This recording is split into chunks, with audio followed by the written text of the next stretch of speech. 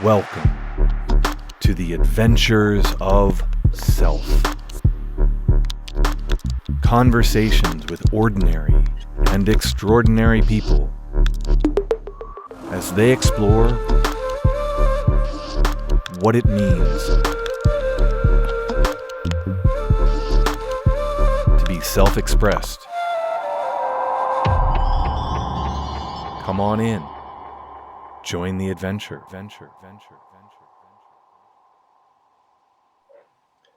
Welcome, Stuart Kerslake, to the Adventures of Self. Yeah, thanks, Taylor. It's great to be here. Great to see you. We'll see where the conversation goes today. I think, as we spoke about, we'll have a flowing conversation and see where it takes us. And it just even thinking about that word, because right before we got on to start recording, we were talking about being in the flow of seasons, and here we are recording at the end of January, when we're still in the northern hemisphere in winter, and yet we were talking about how now these days we have these New Year's resolutions on the 1st of January, and we kind of go into this go mode as soon as the old year ends. And anyway, just thinking about how that fits into the flow of our lives and maybe the flow of our conversation ahead. Yeah, no, it's an interesting one, isn't it? And particularly in lockdown as we are at the moment, the implications of that is it's almost like, phew, we're done with that year and all of its implications, and now we're in a new year which will be completely different. And it's kind of almost there's the ebb and flow of current reality going on in there, rather than stepping into what we would truly love. It's almost a dismissal of where we are just on some arbitrary date, And that is, I think, been true for many years, right? We have that kind of New Year's, but I think what you're saying is that it may even be heightened because there's a lot from last year that many of us would like to see in the past, and it is in the past, right? Where we are ever going forward, but whatever we take with us, I suppose, is a bit of a choice and maybe thrust upon us as well. Mm-hmm.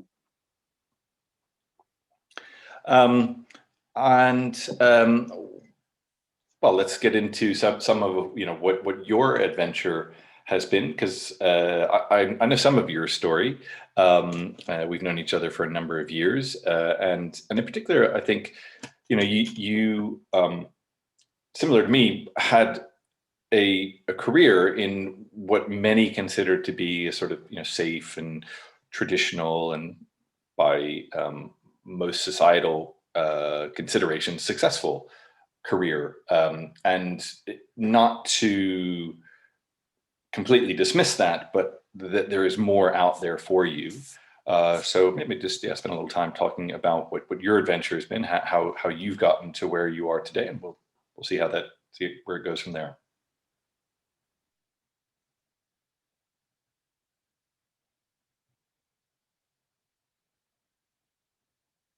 Oh, sure. I was an accountant in industry for 25 years, and then... Sorry, Stuart. The connection was a little unstable, so maybe just start again.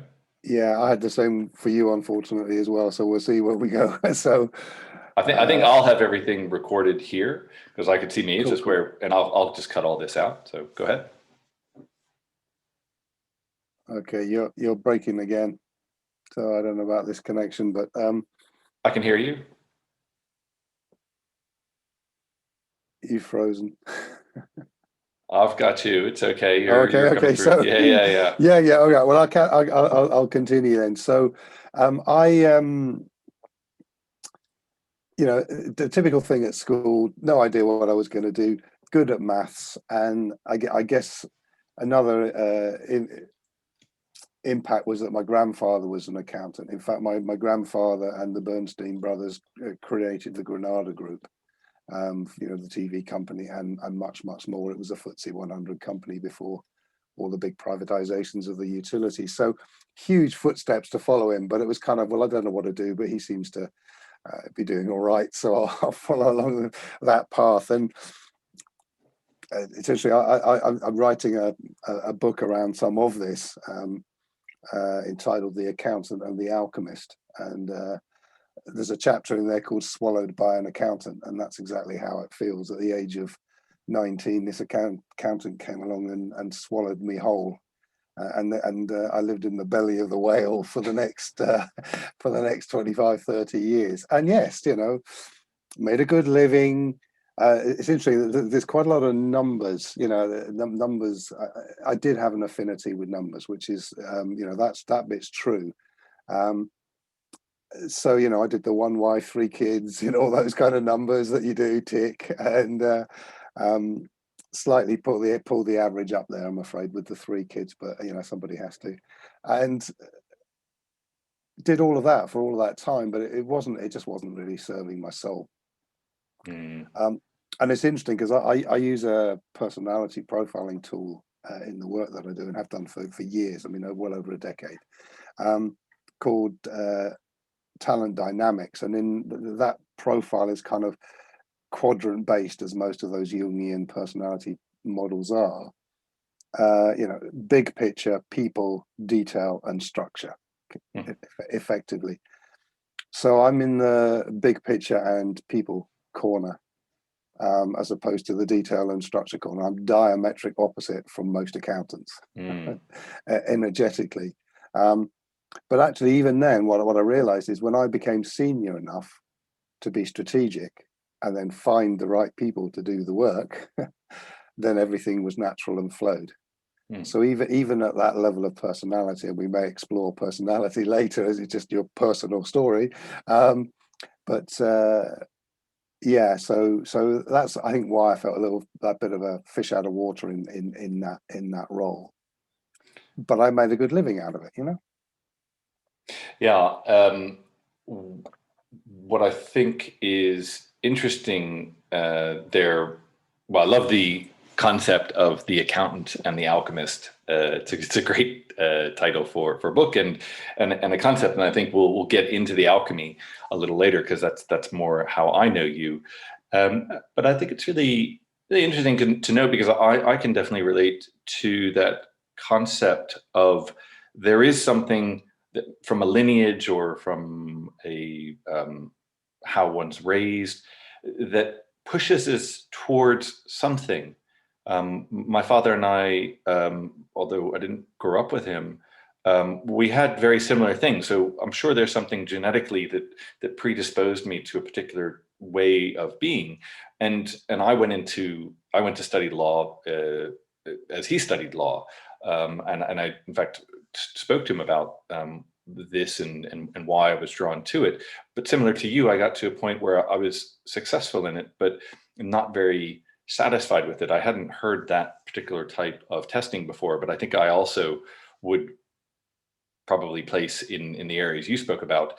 Although there are times when I could get very into detail, it kind of drove me a little mad, and I felt very constricted by it. And it's nice to think about sort of being swallowed by something that is in a way larger than us, that may actually move through us genetically or socially from how we're raised, or even, you know, what's in the family, but that's not necessarily the end of it. And I think that's what you're speaking to. Well, yeah, even Jonah got out in the end, you know. So it's and it is that, and it's interesting because my grandfather probably did have exactly the right temperaments for this. He was the steward and I was the steward. I guess I don't know why that came to me, but it was. He had that stewardship role that a finance director or someone in that kind of role, you know, and in negotiating contracts for I think they were possibly the first independent TV station. I can't remember if they were or not. All that kind of stuff was just, he loved all that. Whereas that would have just been for me. So it was, but I enjoyed, you know, often the novelty of things. So when opportunities came up. So, for example, at one of the companies I worked at, they wanted to change the whole of the systems for the for the whole enterprise, and I then was the representative for the finance team in that. It was a security company, so it's everything from the guys check calls to say, I'm still alive, I'm not under duress, and all those kind of things, right the way through to their pay, and the billing to the client came from the hours worked, and so on and so on. The whole, the whole enterprise. Now that was fun, and that was galvanizing teams of people who then did the actual technical work, and that was fun. So again, back in that personality, and as I say, I'm sure we will explore the concept of personality later in this conversation. But within that sense of who I am as a personality, when I'm in the big picture and I get the big picture, and I also am around people, I'm far more in flow than when I'm on my own doing detail. Well, you brought up personality, so let's get into it. Yeah, spirit of flow, yes. Because you've kind of raised it a couple times. So what is it about personality or the personal story or the persona that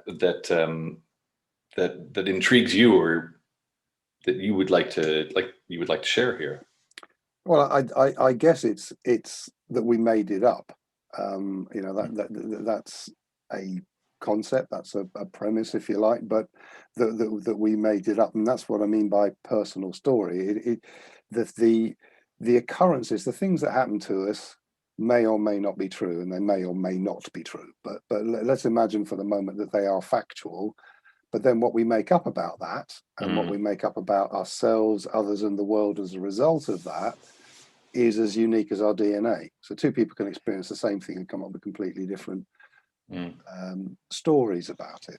And the reason why that's important is, on a personal level, I enjoy looking at personality in that regard. I love the talent dynamics model, wealth dynamics, and also I love the Enneagram. And I almost like imagine that the talent dynamics is the fire of our personality. It's our strengths and our weaknesses and our flow, and it's our the best bits of ourselves, if you like. And then in the Enneagram, it's our shadow. It's the dark side of ourselves. But what I guess where I'm going with this down the line is that's one pole, if you like, or one orientation. The other orientation is not that. Is everything. Personality is really a definition for all the things that we are not in our true nature. Good and bad, strengths and weaknesses. Yeah. I think one of the things that I think you and I have talked about, but certainly I've talked about with other people in the work that we do in the creative orientation, because I'm actually not familiar with the first test or system you spoke about, so maybe you want to talk about that more. But in the Enneagram, where there are 9 nominal personality types, and we could go into that in more detail, or people can look at that separately. There is a tendency, and you see this in many personality types, whether it's your horoscope or in Myers-Briggs. If it's an endpoint in and of itself, then for me it's a problem, because it's a limitation, right? To say that I'm a number 5 or a Scorpio or an INTJ and that's it. That puts me in that box. In that box, and that's all I can do. That to me is a limitation. It's also a seduction of these personality types, or whatever typing system, because it's useful to say, okay, cool, I understand this little bit, that it explains this behavior or this action, because I have this tendency towards being a particular type. What I think is very useful about any typing system is if it's used as a signal, if it's used as a signpost Mm. to help you, as you're talking about, sort of move to what your truth is.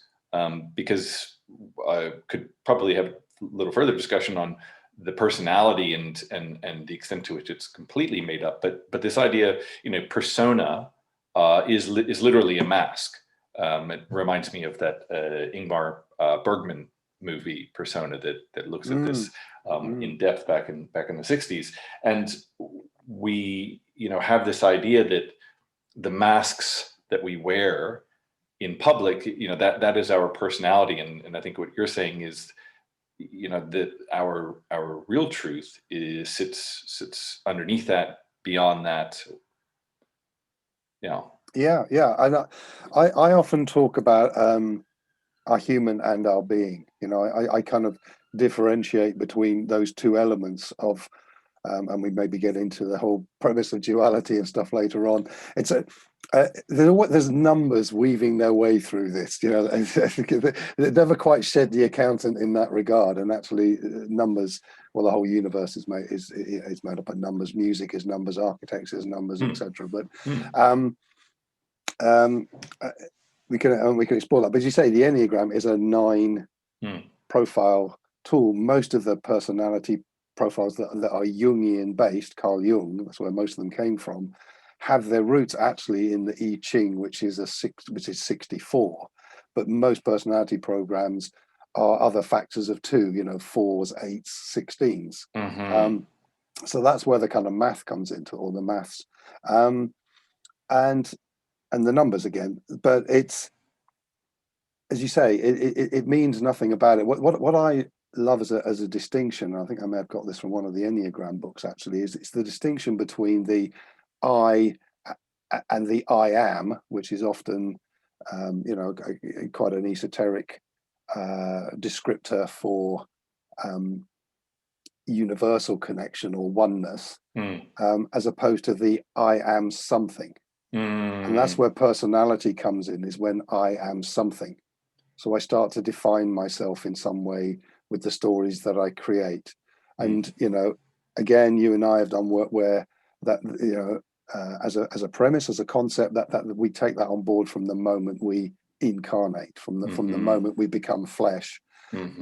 Our human starts to make up these stories about who I am. I am something. Yeah, there was something I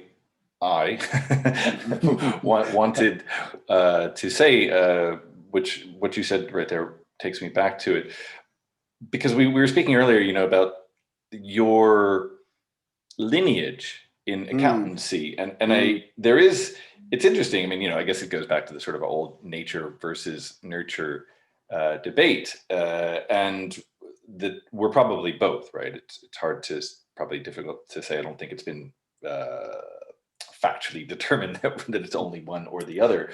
But one of the things we look at is, we may, as a soul, choose to enter this physical reality and existence at this time for whatever reason our soul determines that, and so therefore it takes on, right? I mean, certainly whenever life starts at the zygote, or then it's taking on obviously some DNA from your mother, from your father.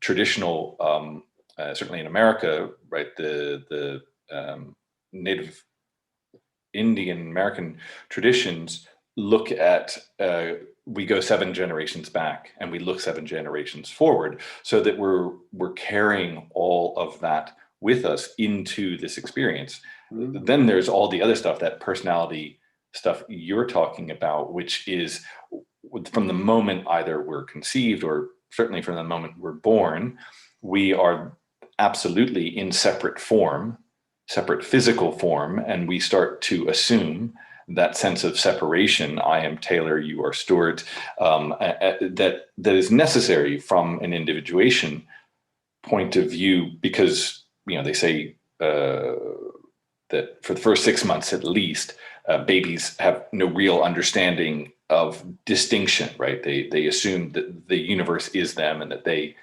are the universe, and through language and through maybe sight and cognition, there starts to become distinction, and it's useful to know this is mommy, this is daddy, this is a dog, this is a stove. Stove is hot. Dog bites.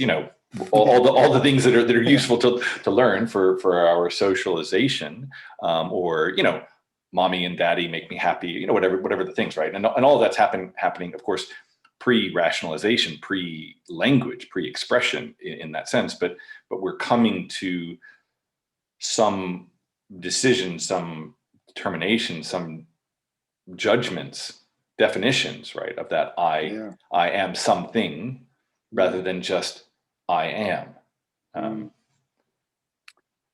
Yeah, it's cool. And I would suggest that even the 7 generations forward and the 7 generations back is still part of the I am something, in the eternal sense of the I am. And that's, I sense the truth of that in our humanness, but in our beingness, in our connection to oneness. I love the way the Hermetics talk about it. It gets confusing. I never remember which way around it is, but it doesn't matter. That the all is in all, and all is in the all. And it may be the other way around, but it's the same sense that we are both the drop and the ocean. Yeah, and that's actually one of the focus in a way of this podcast, right? That it's the adventures of self, as in the larger S self, that oneness, as well as our individual selves.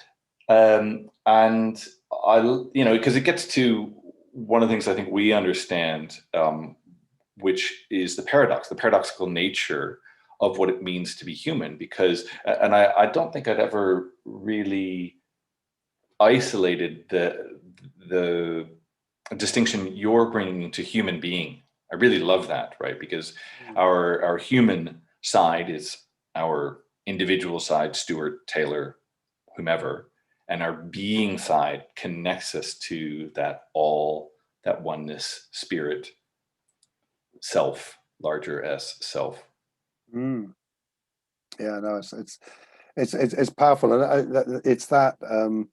As you say, I'm starting to have a lot of things like 1, 2, 3 keeps coming to me. I know those are numbers, but this may be the moment, so the one is the oneness, which is our true nature, and everything connected through all time and space. And the joy of it is that I guess going back to numbers again, infinity is a number, and yet it's a numberless number.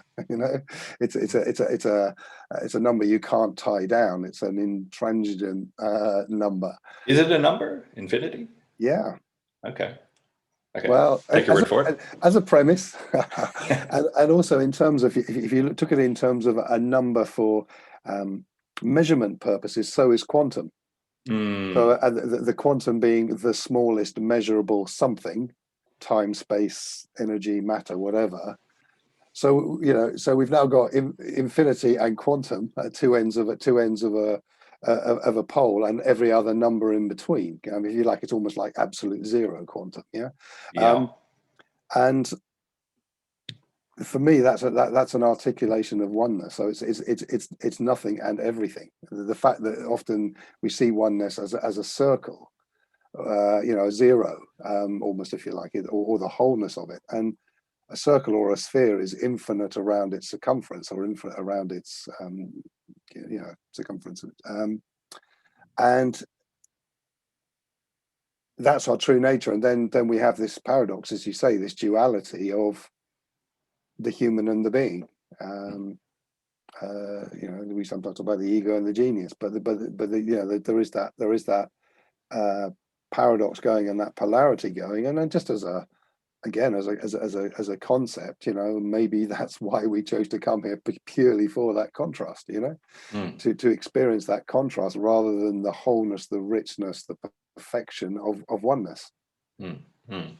I think that certainly is the understanding of certain spiritual traditions. I read once that in Hinduism, I think it was Hinduism, that was the understanding that God, or however you want to define it, oneness,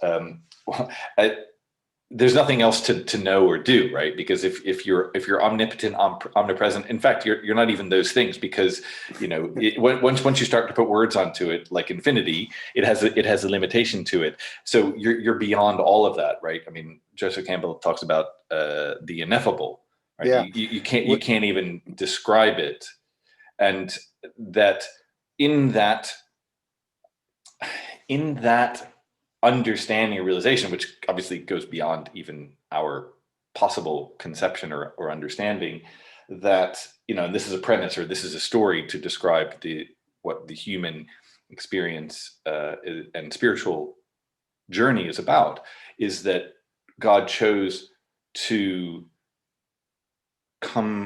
create itself Mm. into human form, and to forget Yes. that it's oneness, to separate, so that goes from the one to two, right? To Yeah. separate out from that oneness, and then have a bit of a game, right? And go back through that discovery, which, on your point of quantum, is a leading understanding of the world that we're living in now, which is basically that we're living in a simulation, a video game, a hologram, or any number of other ways of looking at it.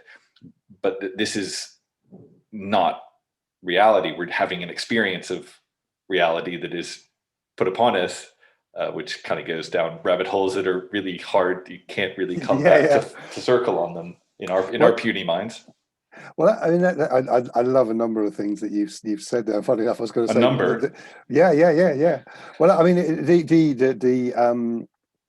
the idea of the rabbit hole of quantum is that what I love about that is that science is starting to prove what spirit has said for millennia, that there is this oneness. I remember seeing a show. It was I forget what his name is now, but the guy who does quite a lot in that kind of space, Brian Cox. And it was an audience with Brian Cox. Now, normally it's an audience with Dame Edna or something banal like that, but it was an audience with Brian Cox.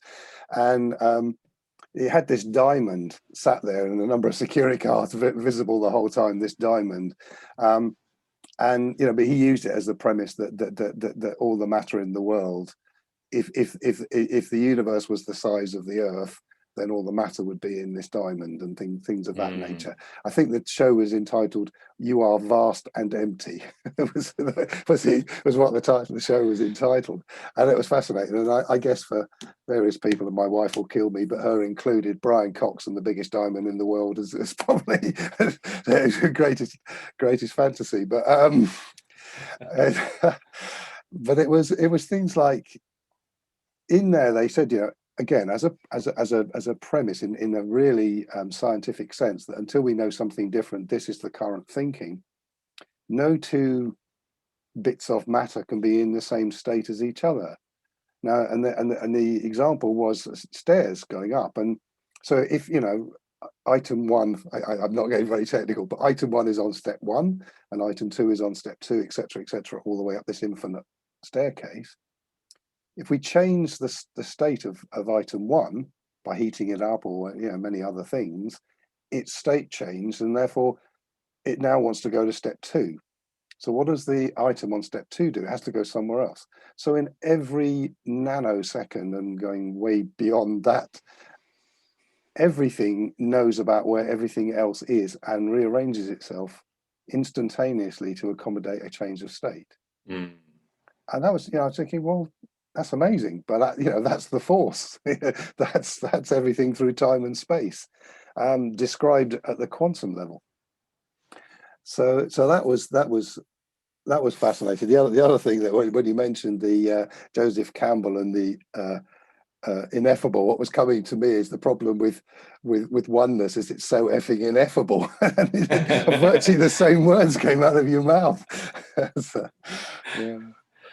And I think let's just get back to what you were introducing, because I have an idea of what I want to add to it, but I want to see Sure. what you do, because you were speaking about, so as a numbers person, right, you've got this kind of concept 1, 2, 3. So we've looked at the one, we've started to uncover the two, our duality. Maybe if you want to say a little bit more about that, and then how we move on to three. I think we probably covered the duality. To be honest, it's that, you know, it's the human and the being. It's the experience that we're having, and the personal stories and persona and personality that we create around that, contrasted to that remembering of oneness. So we are always connected to oneness, but we forget, and as you were describing in that variation. And I think it just tied me to something I was looking at recently around remembering. Yeah. And the word's quite remarkable, because we remember. So that assumes that, like, a member of either a member of a group or a member of our body, it's almost like an appendage that we have lost. And then to remember, to reassemble, is essentially what the remembering is, and that takes us back to the oneness. So our membering, our dismembering, is in that duality where we forget. And what, just to tie back really quickly before we move on to three, is in that there's an assumption. I think what happens, certainly for most of my life, is that we assume that our existence, our entire existence, Yes. that the universal existence is in the duality. Yes. Well, and often in the persona and the personality. In other words, we're not even conscious of the duality. Yeah, exactly. Yeah. We assume two is one. Yeah, we assume two is one, but not the one of oneness. Yeah, exactly. Yeah, that's a beautiful description. And just to prove how connected we all are through all time and space, I was about to share exactly the same story about remembering, because it's the thing that I took most away from the Conversations with God, particularly book 1 by Neil Donald Walsh, is that concept of remembering. Funny, I got it from another from a Jungian analyst who talks about our connection with the gods and goddesses, particularly of Greek mythology, for masculine and feminine energies and archetypes. Oh, there you go. So they are fantastic, and there is that sense of it, and why I think that's, and again, just a concept, but why I think that's relevant is that remembering is almost like it's the Big Bang coming back in on itself, if you like. It's but for humanity, that may actually be that as we start to remember, a whole different species evolves as a result of that. I mean, I think I've recently just finished reading the book Sapiens. I can't remember what his name is now. Orval or something. Yeah, and you know, the end of that is quite stark, that we probably are evolving, but we may evolve into I think his next book is called Homo Deus. In other words, we may become living gods. What's the word where you can die, but otherwise, you know, you go on forever? I can't remember what the word is, but immortal. Yeah, possibly. Yeah. In other words, you know, someone can kill you, but you're not going to die of disease or any of those things, you know, because whatever. But and you know, cyborg and all these other variations that may happen, DNA, you know, genetic re-engineering and so on and so on and so on.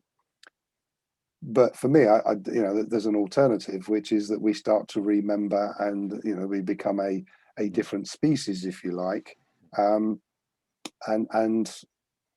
you know, as light beings, or you know, or something else, and my human takes comfort in that, and I guess leaning into my drop in the ocean of oneness, that makes my heart sing.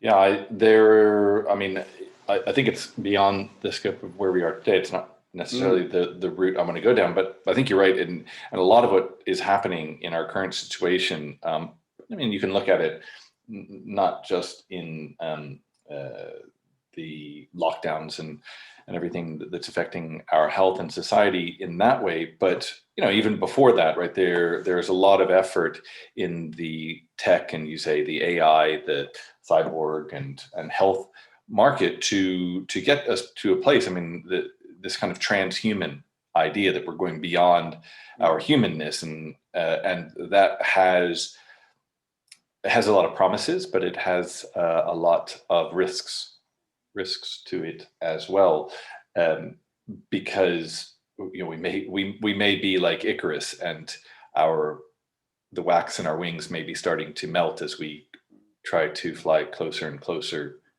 to the sun. But do want to move on to three. Three is the magic number. 3 is the magic number. Yeah. And of course, Shiwadi would have us believe there are 3 steps to heaven, and they may well be that may well be true. For me, the Trinity is in taking the duality and the polarity that often arises around that duality, and recognizing there is a third way, which is reconnection to oneness. So it's kind of bringing oneness back into the equation, and that may be a different sense, I guess, then in that case of duality. It's not so much the forgetting of oneness, it's there are things we would love to create on our human journey that are heart-centered, they're soul-centered.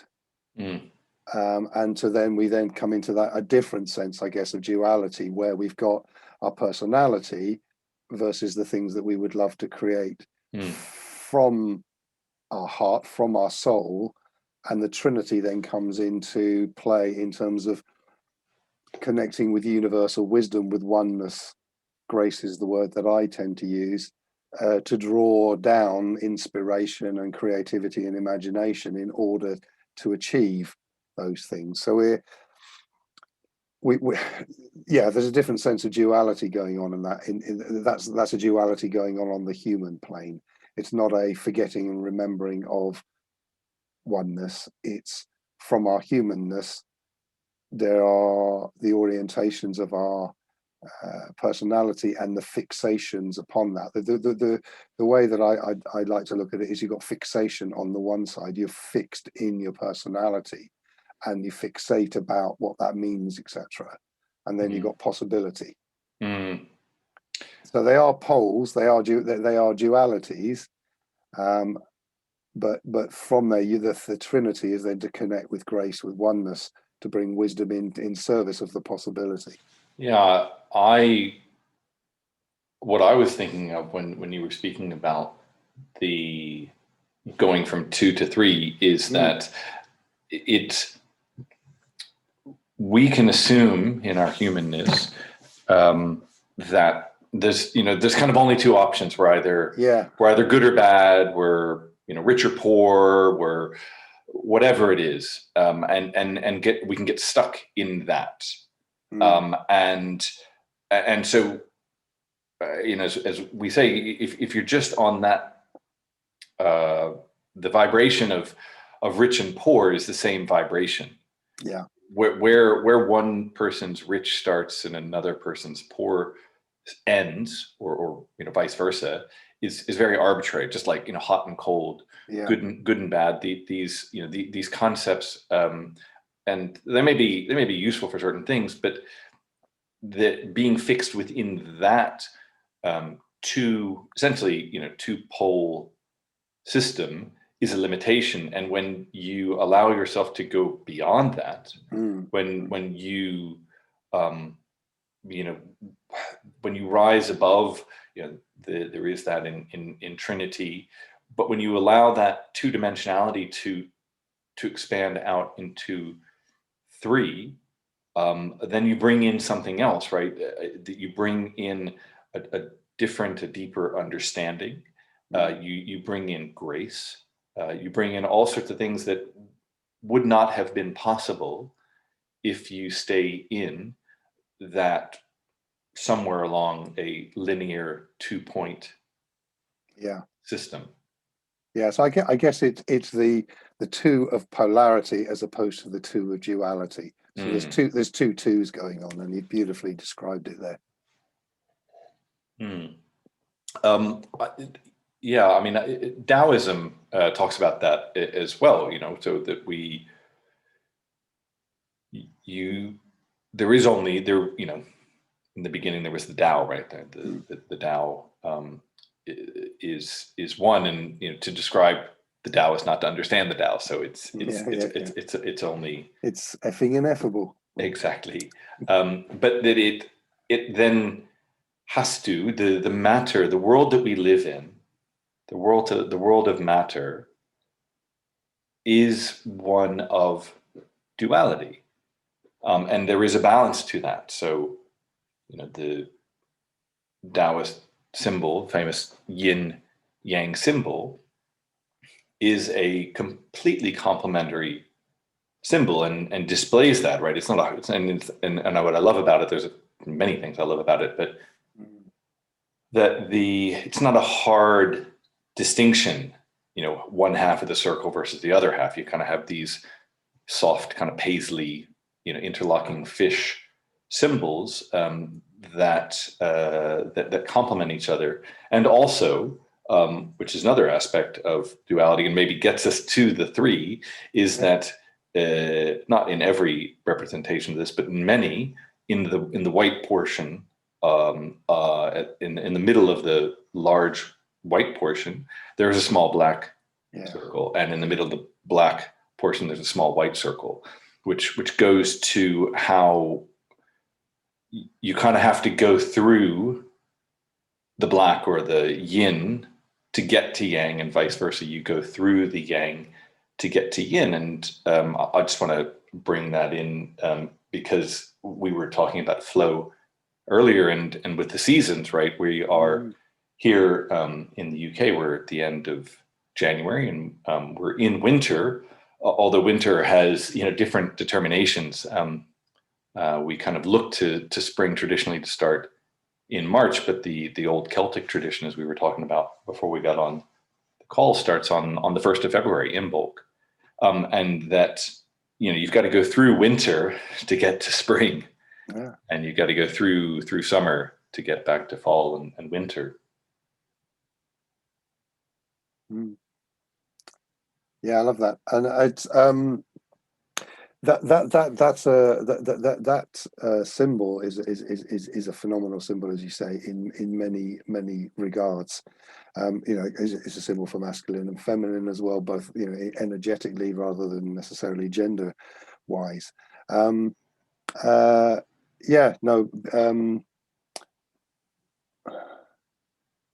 What's true to say about this? So we're stepping, as you say, you've moved into the three from that in some fashion, but it's still back to the duality or the polar opposites, and as you say, the fact that they are on the same vibration as each other. I love in the work that we do, William has a model when he says, "What are you for? What are you against? And what would you love?" And for and against is a polarity. We can live our lives thinking that we're being good because we're for something, and then actually, if you were to define what it is you're against in that context, it's just the polar opposite of it. But what would you love takes you to a different vibration and steps you out of the for and against into truth, into wisdom. Yeah, and I think it's useful too, because it just sort of calls me to speak about this, because as you say, in the work we do, we talk about what would you love, and for some people, love feels like desire. Well, I'd love $1 million, or I'd love to, I'm just looking at the picture on the screen behind you. I'd love to live on an island or own my own island, and it has these sort of covetous, I would love this, right? And maybe it's the kind of world that we live in the culture that promotes these concepts of what we would love. And when, I just want to bring some light to that, because I think what we're both saying is that when you're on that polarity, whatever it is, good, bad, rich, poor,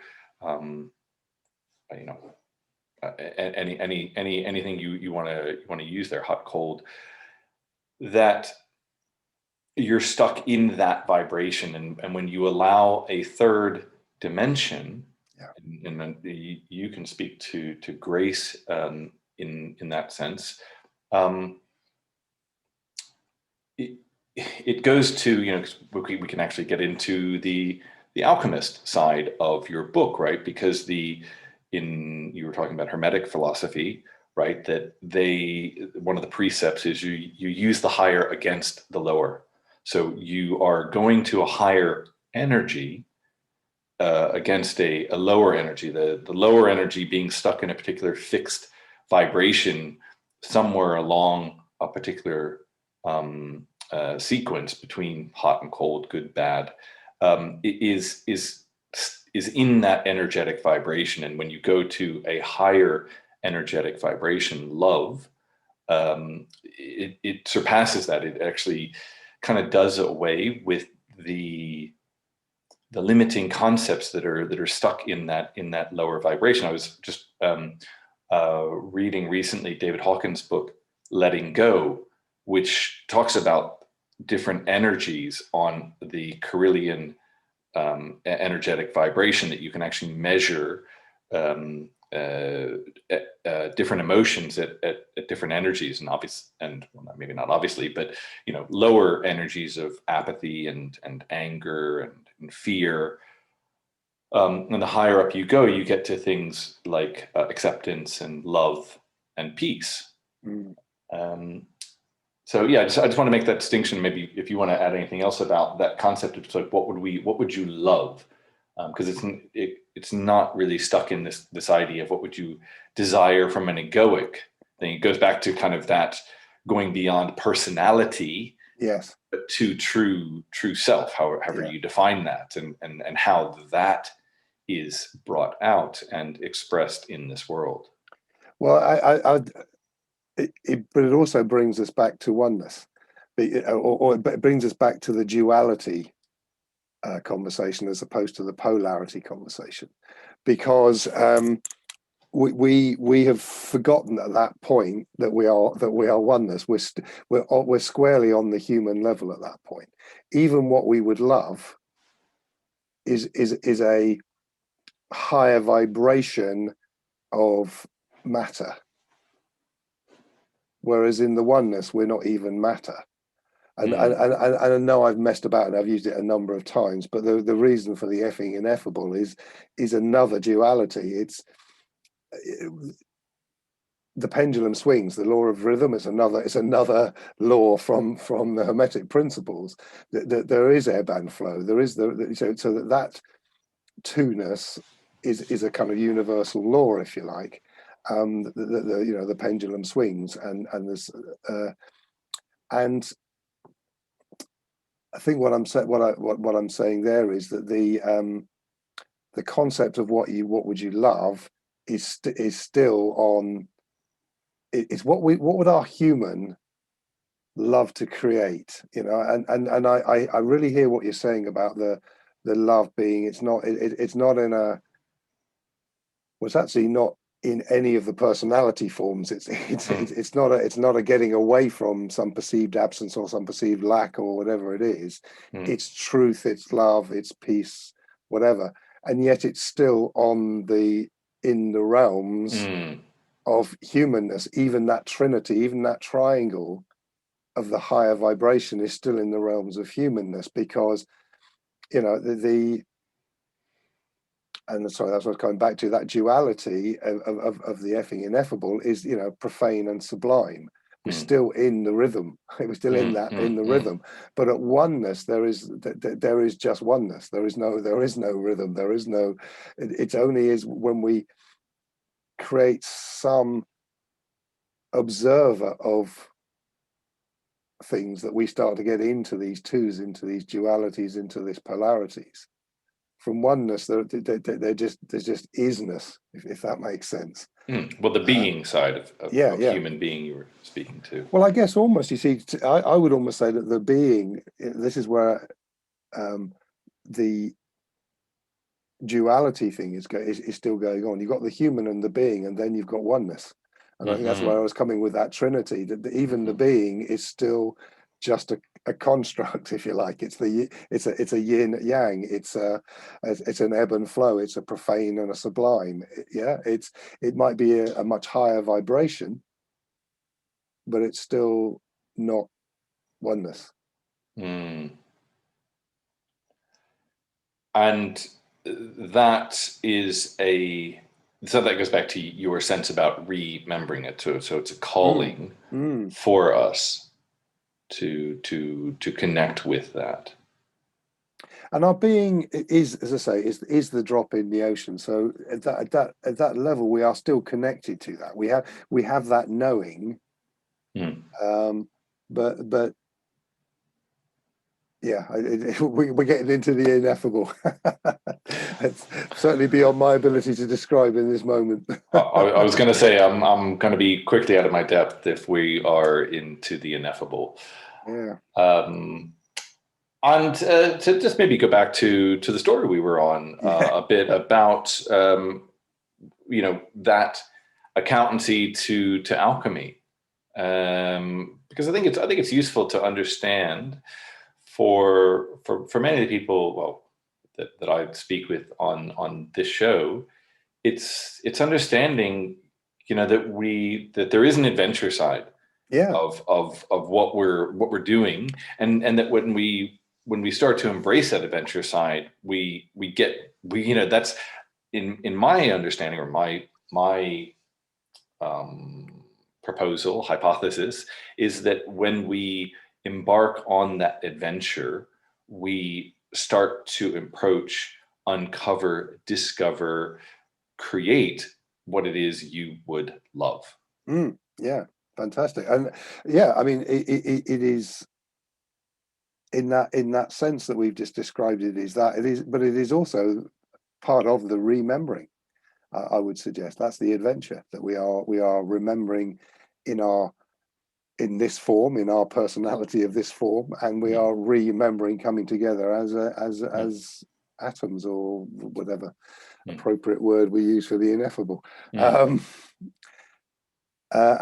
that's glorious. So, I mean, so I guess to continue the story, so I did that for a number of years. Had the family, and I'm just feeling disgruntled. There was something more to life, and I couldn't put my finger on it.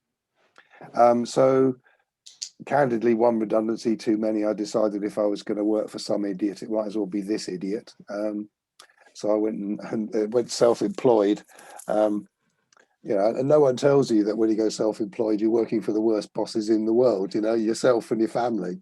But no one is ever going to be as brutal as that in corporate life. It's or as we can be in the depths of our personality, particularly when we allow other people's personalities who are stakeholders in that game to come into play as well.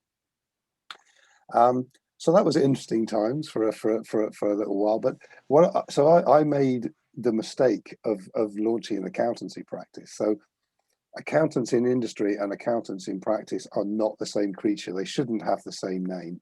I talk about accountants and aardvarks, and you can argue which is which, but they're not the same beast. But I made the mistake of thinking that the great accountant in industry would become a great accountant in practice. Well, there's two challenges with that. I know it's a little dated now, but I don't know if you've ever read the E Myth by Michael Gerber. No. The E stands for the entrepreneur myth. And he talks about most small businesses being started by a technician suffering from an entrepreneurial seizure. And that was me. I thought I could run, but the thing with accountants, and it may be almost unique, I don't know, is because those two creatures are not the same creature, the technician and the entrepreneurial seizure was not even the same technical skills. My skills were all in strategy and budgeting and forecasting and management systems. Nothing to do with tax returns and final accounts, So actually, I wasn't even a technician in this thing I was having a seizure about. Just an aardvark. Just an aardvark, yeah, exactly. I have a suggestion for your book, which will take you to 1, 2, 3. I think the title should be "The Accountant, the Aardvark, and the Alchemist." Okay, cool, and they're all A's as well. Yes, right Exactly. at the front of the dictionary. So yeah, so which I which think is which is a good start to a joke as well. An accountant, an yeah, aardvark, and an alchemist walk into a bar. yeah. Ouch, isn't that how it goes? uh, so what's the secret of timing comedy? The So it didn't serve me any more than what I'd previously been doing. But what I did recognize is that actually most small businesses quite liked what I did as an accountant in industry. It maybe took them some convincing they could afford me and this kind of thing. So it was a different marketing and sales conversation. However, they quite like the strategy. They quite like the budgeting and the forecasting. But also at the same time, I'd kind of got I wasn't completely naive. I bought a franchise. I bought an accountancy franchise, and it turned out to be a crock of you know what. But I got hooked. Aardvarks. Aardvarks, and I got hooked on the whole thing of distributed models, license models, distributorships, franchises, and I also started exploring the accountancy profession as they tend to like to describe themselves. And even the Institute of Chartered Accountants of England and Wales, that very conservative with a small c organization was saying things like evolve or die. You've got to start serving your clients in other ways because this is in 2002-3, way before AI and technology was making the inroads in that industry that it now is. And so what I realized is that actually most accountancy practices wanted to evolve, but didn't. Either the personalities within the management team or the individual, if it was a one-man band, didn't feel comfortable doing the stuff that I was great at, all the systems and strategy, etc. So I then white labeled myself for a couple of accountancy practices. One was brave enough to say, this isn't what we do, but we have this fantastic guy, Stuart, who we'd love to recommend to you. And the other said, oh, we're going to roll in our strategy expert for you. It's Stuart, So as far as the client was concerned, I worked for that organization. And that was powerful stuff. And I was using a particular piece of software that kept me on track and gave a nice little report at the end of it. So it was good stuff for 2006 or whenever it was.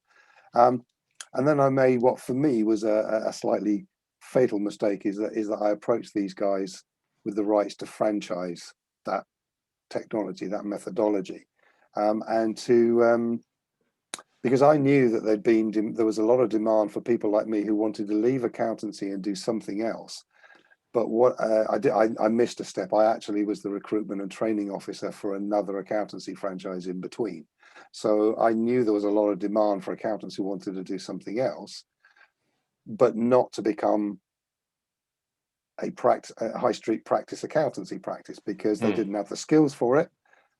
And it's not really what the clients wanted anyway. So it was becoming a commodity at that point. And so the idea was to take these people that I knew there was demand for accountants to start their own businesses, and they were going to do this. I was going to be the prototype for that. They were going to follow the same route that I was following. And anyway, to cut a long story short, a lot of it, my stuff, I believe we create everything in our lives, or certainly create our reaction to everything in our lives. It didn't happen, and that's another story for another time as to why it didn't happen. But it didn't happen, having sunk a six-figure sum into it, which then had repercussions in the family, had repercussions to our finances, and so on and so on and so on. And out of the ashes became alchemy. Exactly. Yeah. So but that's kind of what was happening, because out of those ashes, I met a fantastic woman called Liz Cashin, who became my first business coach. She introduced me to Darren Eden, who was trained by William Whitecloud, and we did our training with William. But I love the concept of the hero's journey. We haven't got time to open that up again, but I believe we're on a hero's journey. It's the part of the adventure, adventure of self. You can refuse the call in that, and often people do. Well, I refused the call at that point, but there was this awakening, and also Liz did a beautiful, powerful process that I now use with clients as well, called core process, which is a way of describing yourself when you're at your very best. It's the closest thing to the being that the human's going to get. It's just an anchor or a touchstone for that higher vibration, or that connection to your true self. And mine is awakening freedom, which I did, as I say, with Liz. And so that whole thing of awakenings became more and more relevant to me. And also freedom is my anchor word. My meditation teacher talks about what's your heart's highest hope, by which you mean if you had everything, what would be left? Okay, a human premise of that. And it's often something like peace, joy, love, and mine is freedom. So freedom is my descriptor for grace, for that still silent space of the everything and the nothing, of oneness, is freedom. So there's this sense of awakening myself, helping others to awaken, guiding them to that sense of grace, to that sense of freedom. That came through more and more and more. I then returned to William's work in 2016, did all the trainings there, loved it so much that I then became an accredited coach in that space, which was a year's fabulous embodiment and embedding of the training by doing live case studies with people who knew nothing about the work and so on and so forth. Really powerful year. And then did various other activities, some of them with you in that space thereafter. Yeah, and just to because I want to just uncover a bit for listeners, the alchemy side of that, and where you are, because you've kind of come into that space, and I think you're on, practicing as an alchemist. It's funny, you were talking about the hero's journey. I was thinking earlier, we were talking, and I had this memory. I remembered the Alchemist by Paulo Coelho, where he goes off on this massive journey, comes back, and the treasure's in the chest all along. So anyway, I just wanted to get your understanding of what the alchemy is for you, and why that. Well, for me, the alchemy is that Trinity we've been talking about. It's we can set aside our personality and the thoughts, feelings, definitions, and assumptions and perceptions that underpin them, and we can then lean into the things that we would love to create in the sense that you've described it earlier. The truth of what we would really, almost, if you like, what we came here this time round to do, almost, is that sense of love. It's quite purposeful. We talk about our true nature and purpose in the work that we do. So it's leaning into that, and practically manifesting some tangible results of that. So now you've got a contrast. You've got your thoughts and feelings and beliefs that may or may not be designed to hold you small and contained. And then there's this larger picture of the things, the end results you would love to create. And that contrast is the work, if you like. It's holding that contrast. So if we took, and I don't know if it's appropriate to talk about ancient alchemy and the 3 steps of alchemy, but it's kind of it's that model. Here we have the lead and the gold. We've got the lead of where we currently are with all our thoughts, feelings, beliefs, definitions, etc. And we've got the gold of the things that we would love to create this time round in this form. And the way to bridge that, if you like, is to step into the possibility, into the unknown, into connection with grace, and allow ourselves to be served from there. Yeah. As to, some inspiration or an insight or something we could do to take us closer to the things that we would love to create. Yeah. Yeah. Oh, saying, are we back? Back? Yeah, sorry. Back in the room. Yeah, back in the room. Back in the room.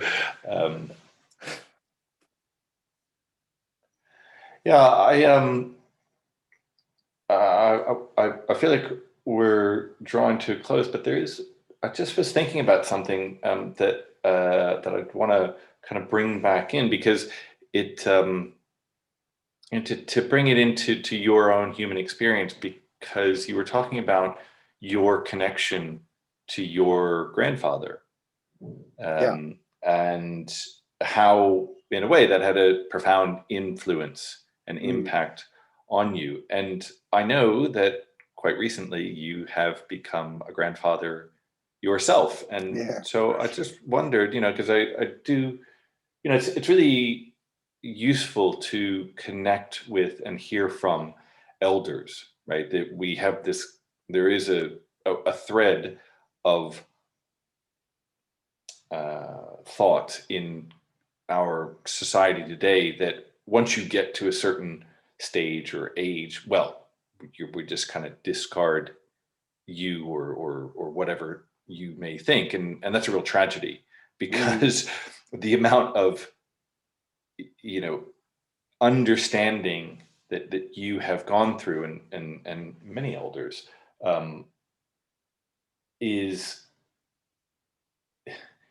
has so much potential wisdom. And I just wondered what reflections you have on, maybe not going back 7 and forward 7 generations, but you can certainly look back 2 generations and forward 2. So now we're back at the, two concepts of 2. Yeah. And what that, yeah.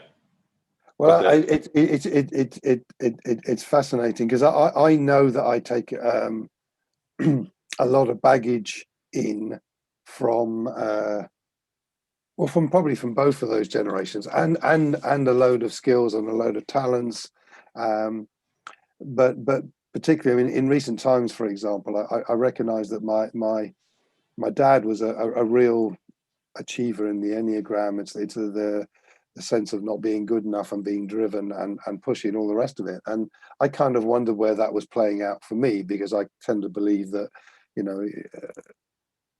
all of those personality traits, we have all of them at one point or another.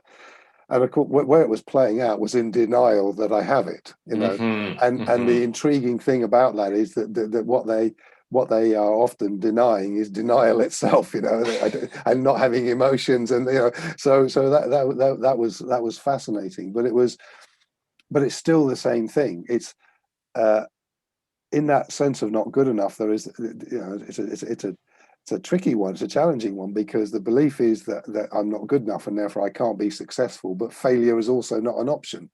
So if you take the poles of success and failure and you can't actually sit anywhere on those, that, it can be quite an uncomfortable place to be. But in denying all of that, I was still putting myself in that same vibration. I was somewhere on that vibration, by denying that I'm pushy and driven and all that kind of stuff. And that may be true. I may not play out in that way, but I still put myself into that vibration. And that was a fascinating thing. My dad died in a car crash when I was 21. And he was relatively young as well, which is he would have been 40. So I found myself, I realized that I then spent the next 20 years of my life living his life for him. So there's all these kind of things that we do.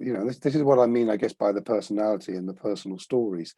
Even my stories as an accountant, my stories as an aardvark, my stories as an alchemist, they have a blend of yin and yang, but they are largely still my personal stories. But what I love about this, and coming back to the alchemy and the gift I would love to give to those next two generations, if that's where we're going, is that I've made all of this up to date.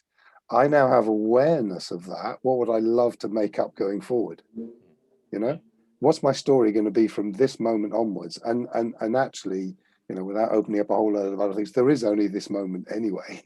in our humanness, even in our humanness, there is only this moment. But that doesn't mean you can't have things that you would love to create, as we've described, in future moments. So I would love them to have that gift that you make it all up. So just make up what you would love. Make it up in a way that would serve you and your soul. And I think what comes through for me is what you spoke about for your own, excuse me, what you spoke about for your own core process, which is awakening freedom. And to come, you know, we often from our past, right, we're carrying a particular burden, either that's been put on us or that we put on ourselves. And what you were speaking about in terms of your core process to awaken freedom, then that, you know, that's kind of sounds like what you're looking to hand on. Yeah. And for, you know, this generation and others, I mean, that's a very personal connection of doing it there for my, you know, my intimate circle. But I'd love to do this on a much wider level. In the work that we do, you know, and I have these choices, which are kind of like quasi affirmations to put us in the energy, that higher vibration of what we would love to create. And I have one about creating transformational ripples of consciousness around the globe. So it's awakening freedom, you know, if you like, and being in the energy or the essence of that on a larger scale. Yeah, and I would say that, you know, this recording, this podcast is a way to create those ripples, or a way, not. Yeah. No, I love the fact you're putting these on, man. It's fabulous. Oh, well, thank you, Stuart. Yeah, I feel like that kind of brings us to a good place to. I feel like that's a good place to end. Yeah. So thank you again, Stuart, for taking the time today. And as we flow into whatever comes in the days, weeks, and years ahead, thank you for your flow. Thank you for your grace and for the fun energy today. Well, thank you for creating this space. Apart from anything else, as I say, I can see it making a real impact. And thank you for your humor. Thank you for your love. It's always a joy to be in your company. So thank you. Thanks for listening. If you like what you heard, go on, be adventurous. Click the subscribe button. And join us next week for a new adventure. Until then,